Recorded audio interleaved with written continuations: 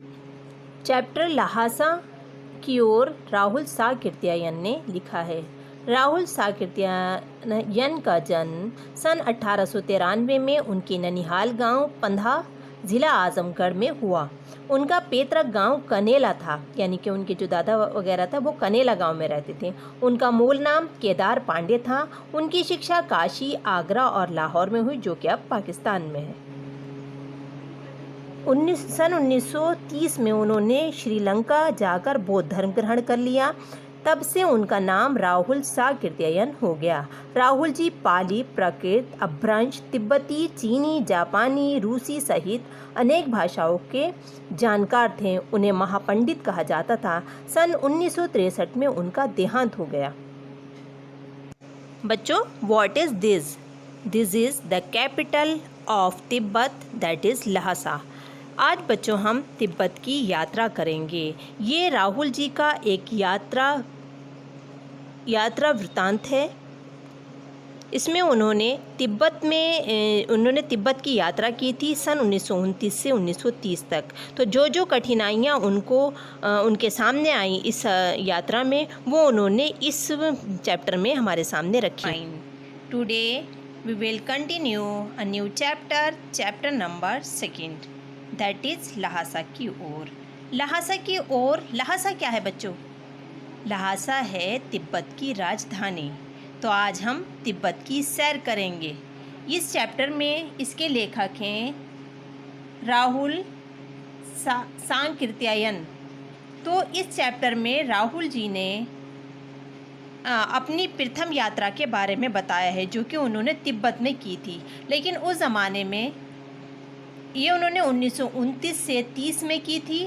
भारतीयों के लिए तब तिब्बत यात्रा प्रतिबंधित थी।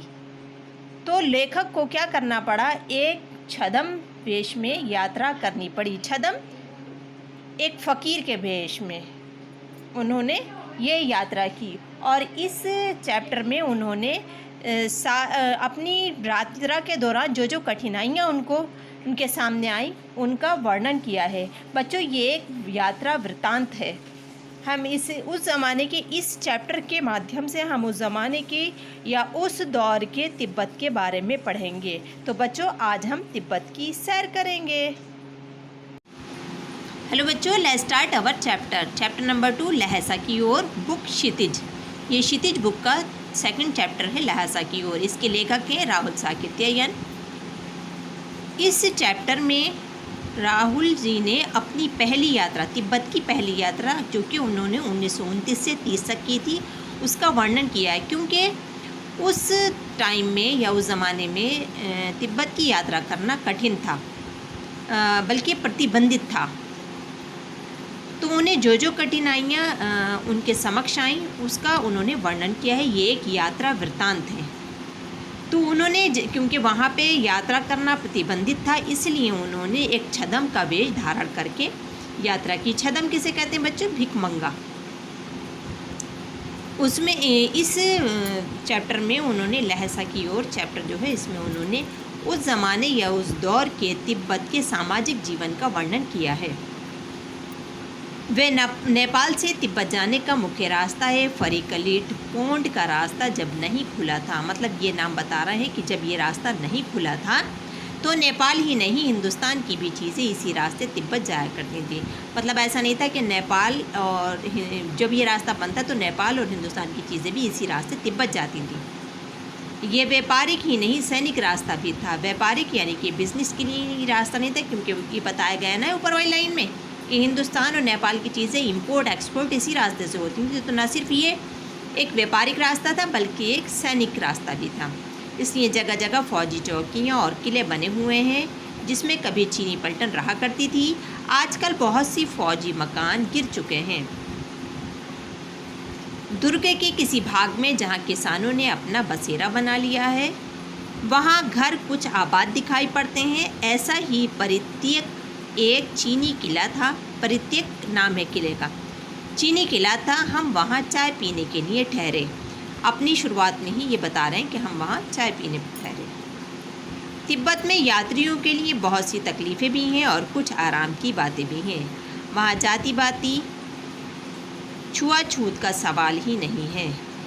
और ना औरतें पर्दा ही करती हैं। बहुत निम्न श्रेणी की भिखमंगों को लोग चोरी के डर से घर के भीतर नहीं आने देते। नहीं तो आप बिल्कुल घर के भीतर चले जा सकते हैं, चाहे आप बिल्कुल अपरिचित हो। मतलब वहाँ पे मेहमान नवाजी अच्छी तरीके से की जाती है, सिर्फ चोरी के डर से भिखमंगों को अंदर नहीं आने दिया जाता। तब भी घर की बहू या सासू को अपनी झोली में से चाय दे सकते हैं। वे आपके लिए उसे पका देंगी। मक्खन और सोडा नमक दे दीजिए। वो चाय चौंडी में कूटकर उसे दूध वाली चाय के रंग की बना के मिट्टी के टोटीदार बर्तन, खोटी जिसे कहते हैं, टोटीदार बर्तन में खोटी में रख के आपको दे देंगी। यदि बैठक की जगह चूल्हे से दूर हो और आपको डर है कि सारा मक्खन आपकी चाय में नहीं पड़ेगा, तो आप खुद जाकर चौंडी में चाय मथ कर ला सकते हैं। मतलब आपको इतनी इजाज़त है, आप मेहमान हैं तब भी आप उनके इतनी इजाज़त है और इतनी आज़ादी है कि आप वहाँ पे जाके अपनी चाय खुद लेकर आ सकते हैं। चाय का रंग तैयार हो जाने पर फिर नमक मक्खन डालने की ज़रूरत होती है। ये उन्होंने चाय का एक तरीका बताया कि वहाँ पे किस टाइप की चाय होती है।